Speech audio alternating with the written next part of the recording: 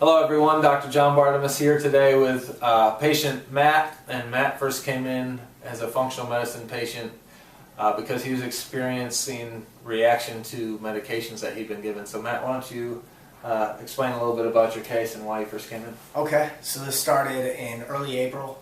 I initially had an old back injury that I re-aggravated. Went to my spine doc, got on a week-long blister pack of prednisone, the 6-5-4-3-2-1, along with some hydrocodone. I took about 4 days worth of that, tapered off that, and toward midweek I experienced a tremendous amount of insomnia, night sweats, anxiety. And the palpitations? Oh, the heart palpitations.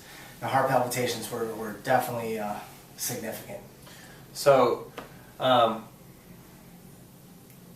what he felt there, basically what happened with the medications is it totally threw off his HPA axis, or his adrenal function, and his stress or fight or flight system. And so he was experiencing basically he was responding to life like a lion was chasing him, but he was sitting on his couch.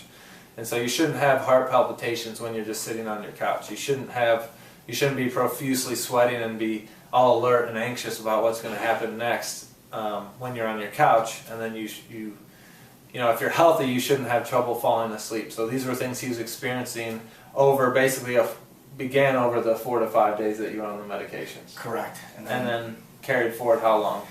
Well, it carried forward about a month to a month and a half. I thought the symptoms would subside. I went back to my doctor, my general practitioner. They did some initial blood tests, maybe a 20-marker blood test, the normal that you would do for a physical. Mm-hmm.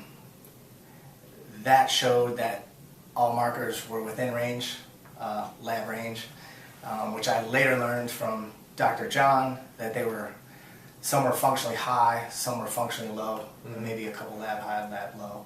Mm-hmm. Took the red pen to the blood test, and that's when we started Dr. John's protocol. And so when they did the blood work, basically what was the next option they gave you? So you said, hey, I'm responding to these medications with this reactions, help me. And after running the blood work, what were they? Well, they knew I was pretty adamant about no more medication, but obviously the only answer was more medication, sleep medication, and antihistamines to make me drowsy. Okay. So did you do some of those? I did. Okay. And didn't help? It made me drowsy with all the same symptoms. Okay. So eventually he reached out, and then when he first reached out, we gave him an emergency deal to get him functioning, because at that time he was having to miss work, and basically his whole life was on hold. So how did care progress with us, and kind of how did it differ from what you had received up to that point?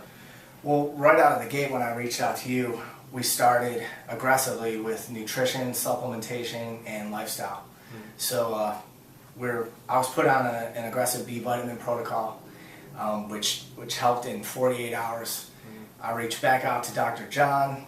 I said, I'm still having these crazy heart palpitations, something's wrong with me. He gave me a very specific list of foods to eat for the next 24-hour period. I was pretty amazed, because I had sent him a message the next day saying the heart palpitations have gone down about 80%, 80 to 90%.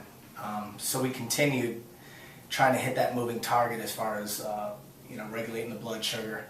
Initially, I think it was an electrolyte issue that I had, which I didn't know at the time. He did, obviously, and stabilized that for me. And so when you were dealing with the insomnia, how many hours of sleep were you getting a night? A solid 2 to 3, 3 to 4 hours. Okay, so for a month and a half. I don't know about you viewers out there, but I would not function well on 2, 3, or 4 hours of sleep. Matt, how did you function? Not well, because in those 2 to 3, 3 to 4 hours, I was waking up 2 to 3, 3 to 4 times. So sometimes every hour. So, and what did I say we could get you to eventually at that point? Yeah. So at this point, just kind of thinking back, I was sleeping maybe 5 to 6 hours, 6 to 7, for the past several years. And Dr. John, one day I came in and he said, I said, hey, I think I'm good. I'm at 6 hours. We're going in the right direction. Thought I would be cut loose for work. And Dr. John confidently looked me right in the eye and said, nah, we'll get you to 8. We'll get you to 7 or 8, which I thought he was crazy because I haven't slept 8 hours in years. So sure enough, here we are. It's August 4th, and I'm pretty consistently sleeping 7 to 8 hours on most nights. Once in a while, there's a 6, but again, usually it's my fault with a mess up with lifestyle, right? Not sticking to the protocol, which I've gotten in trouble for. So that's fairly normal when working with humans. So, but yeah, fell right off track and got right back on, and the 7 or 8 is fairly consistent. Good. So we're about to release Matt to full go work wise, and I'll close up with basically if Matt, if you're talking to someone who's kind of dipping their toe into functional medicine, maybe thinking about it, or have seen your story and been like, hey, I'm interested but hesitant, what would you say to someone out there that's hesitant to kind of help them, take that step? Yeah. Why should they take that step? Well, I think we're so ingrained, by the conventional model that, it's either procedure or medication. And if the medication doesn't work, then we change the medication or we up the dose. Yeah. And those are the only answers. Very little talk of nutrition, supplementation, and lifestyle, which is the core of what you do and, what you put me on. So anybody that's experienced high level of symptoms that they're not getting the answers they are from their primary care or any doctor from the conventional model, functional medicine is to me the only answer, or the other answer is to do nothing. So which isn't going to end well. Which will yield the same results as some of the others. So and just so people who aren't familiar with it, so they know out there, we're not guessing, right? We're using objective markers to figure out what's going on. So there's laboratory testing involved, so we can see proof along the way and retest and see progress. Both subjectively, he can come in and tell me how his life is improving and he's sleeping better and doing better, but then we can trace objectively with testing as well, so that anyone could say, hey, you just told him to sit there and say that. And it's like, well, we have the lab paper trail to say, here's how he was a mess, and here's how he is now. So it's legit. Yeah, and one thing I could add, once we did get the lab test, and we've taken a handful of lab tests, there is no guessing here. There's been extensive write-ups as far as what the protocol was, and I think the smallest write-up was 3 pages. So I definitely had my work cut out for me as the patient to be exact and be specific with the follow-up protocol. So there isn't guessing, there isn't waiting it out just to see if you improve.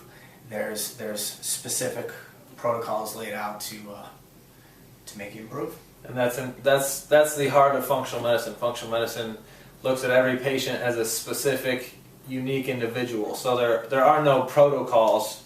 It's a plan specific to each individual in front of me. And so a protocol would be antithetical to functional medicine, because then you're treating someone like everyone else who would fit that certain algorithm, and there are no algorithms. So if you're being seen as a diagnosis or treated as an algorithm, you're not getting better because you haven't read the textbook. You're not going to fit the perfect picture. So we need to use testing and examination to figure out what's Matt's cause versus what's your cause. And when we figure out your cause, that's the secret sauce to getting you to where you want to be, which is a life at optimal in this office. So Matt, thank you for your time, and keep up the great work. Dr. John, thank you. All right.